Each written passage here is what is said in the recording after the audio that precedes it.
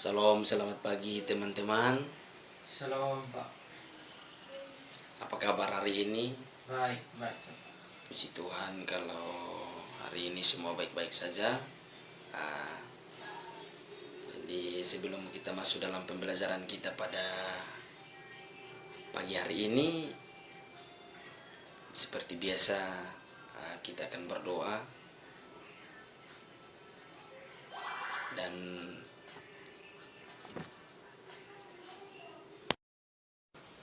jadi pagi ini kita akan masuk dalam keterampilan menjelaskan dan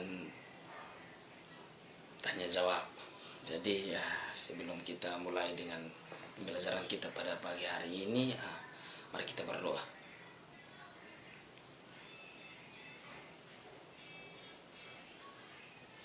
Amin. Jadi apakah pagi ini semua hadir?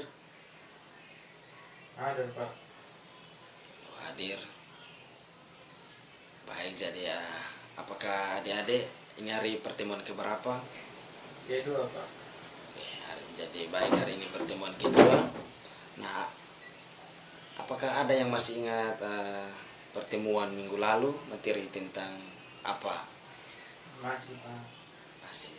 Nah, kira-kira pertemuan minggu lalu itu kita belajar tentang apa? Tentang gereja yang bersaksi dan melayani. Ya, jadi baik. Pembahasan minggu lalu gereja yang bersaksi dan melayani di dunia. Nah, hari ini pertemuan kedua kita akan masuk dalam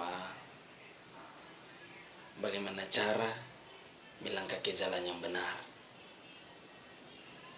Nah, apakah masih ada yang berbuat dosa? Di teman-teman ada yang berbuat dosa? Masih. Ya, jadi kita hidup manusia ini kita banyak dosa. Nah, jadi perjalanan hidup kita ini teman-teman seringkali banyak sekali dengan tantangan. Nah, ada jalan yang baik. Nah, ada jalan yang baik, ada jalan yang tidak baik. Jadi saya mau bertanya untuk teman-teman, jalan yang baik itu seperti apa? Nah, jalan yang tidak baik itu seperti apa? Nah, jadi jalan yang baik itu ketika teman kita sakit dan meminta pertolongan, nah kita harus membantu. Kita harus membantu. Itu adalah jalan yang baik. Kalau jalan yang tidak baik, contohnya seperti mencuri. Nah, mencuri itu tidak baik. Itu Tuhan tidak mau kita mencuri. Nah, kadang perjalanan kita hidup ini ada yang mendaki dan kadang juga penuh dengan onak duri. Nah, meskipun demikian teman-teman, kita tidak boleh menyerah sebelum kita mencapai suatu keberhasilan atau tujuan kita. Nah, untuk mencapai suatu tujuan atau untuk mencapai suatu keberhasilan teman-teman, ada jalan yang harus kita tempuh. Ada jalan yang harus kita tempuh. Asalkan kita tidak boleh asal melangkah. Atau kita harus membuat suatu pilihan yang benar serta melangkah di jalan yang benar. Nah, contoh kecil seperti ketika kita teman-teman mendaki sebuah pegunungan, itu akan terbayar semua pemanatan atau terbayar sebuah kepanatan yang kita rasakan ketika kita menikmati hamparan yang begitu luas, gunung yang hijau, rumput-rumput yang hijau yang kita lihat dari atas.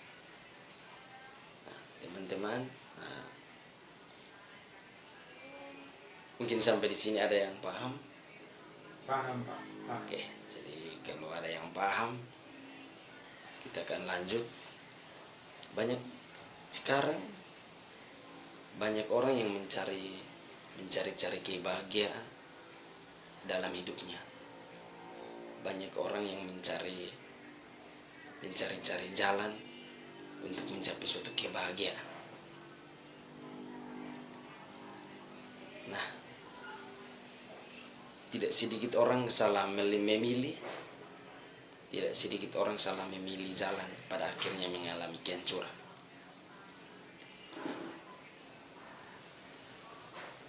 Contohnya seperti ingin cepat kaya. Teman-teman, ada yang ingin cepat kaya kok? Kalau cepat kaya kita harus berproses, kita harus mencari uang, dan kita harus dekatkan diri dengan Tuhan. Jadi ada orang-orang yang ingin cepat kaya tetapi mengambil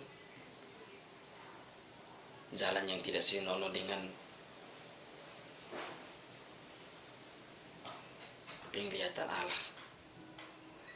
Nah, mereka ingin cepat kaya tetapi mereka pergi ke dukun-dukun untuk mencari bantuan supaya cepat kaya.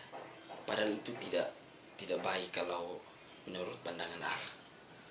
Nah, teman-teman, inilah jalan pintas. Jalan yang kelihatannya mudah tetapi ujungnya menuju maut. Nah,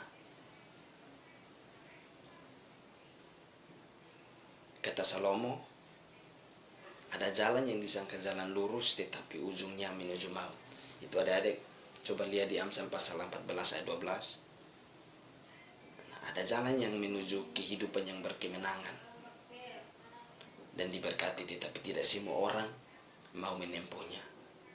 Karena jalan itu sesak dan sempit, seperti tertulis, masuklah menuju pintu yang sesat itu, karena lebarlah pintu dan luaslah jalan yang menuju kepada kebinasaan, dan banyak orang yang masuk melaluinya.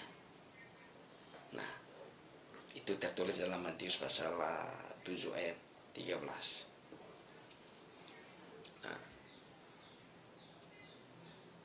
pintu yang sesak adalah jalan menuju keselamatan kekal. Nah, adik tahu pintu yang sesat itu adalah jalan menuju keselamatan kekal. Nah, pintu itu adalah siapa? Adik-adik,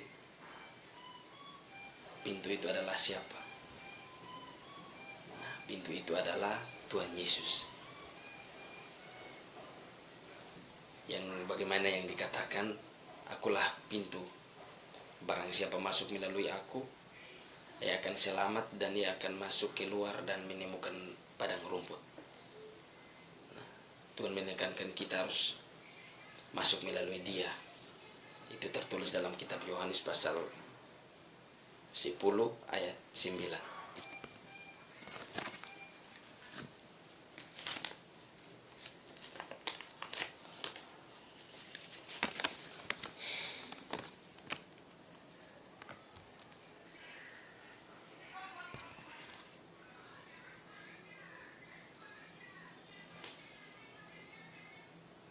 Nah, jadi jalan utama yang kita tempuh sebagai dasar hidup kita adalah beriman kepada Tuhan.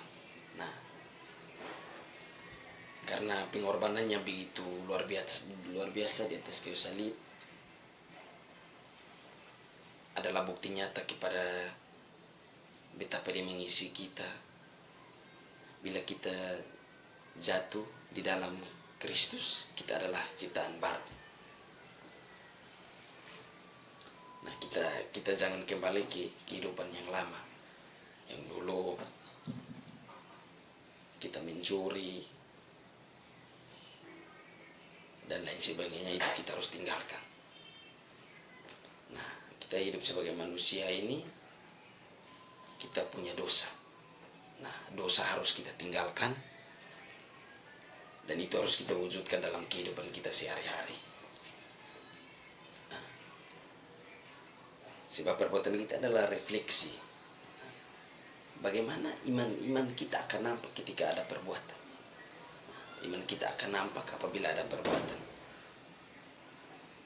Nah, kita harus percaya kepada Yesus Kristus adalah jalan kepada kehidupan yang diberkati. Amin. Nah, mungkin sampai sini teman-teman mengerti, Pak. atau mungkin mungkin ada pertanyaan, saya memberikan kesempatan. Mungkin tidak ada yang paham di mana, saya memberikan kesempatan. Dan kalau memang tidak ada, mungkin pertemuan kita pada pagi hari ini cukup sampai di sini. Semoga apa yang kita bahas tentang hari ini bisa bermanfaat bagi kehidupan kita. Dan kita akan bertemu kembali pada minggu depan.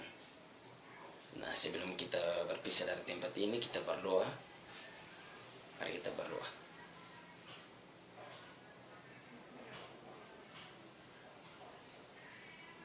Amin.